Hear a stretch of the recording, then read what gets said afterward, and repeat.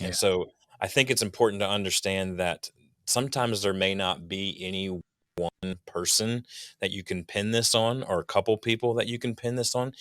As we say often, culture is what you allow to happen.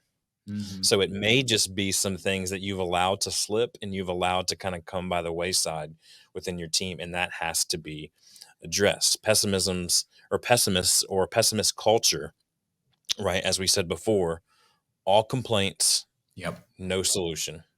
Hmm. Again, all complaints, no solution. If you hear or feel that on your team, there is pessimism in your culture, Mm. 100%.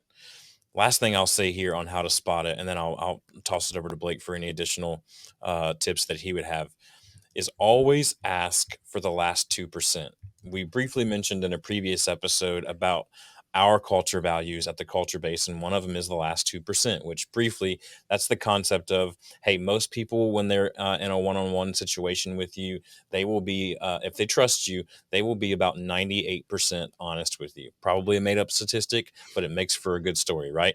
Anyway, the point is that they're not being 100% honest with you. And so if this made up statistic of, hey, they're only being 98% honest with you, then what's the last 2%? Mm. What's the last 2% that they're not wanting to convey to you?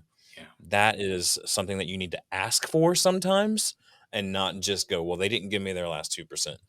Mm. Sometimes you need to prompt them and say, give me your last 2% here of, are you seeing this? Is it me? Is it someone that's lateral to me? Is it someone that's above me as the leader? Let's be honest and open about this, because without it, you're just going to continue to get yourself deeper and deeper into a pessimistic culture.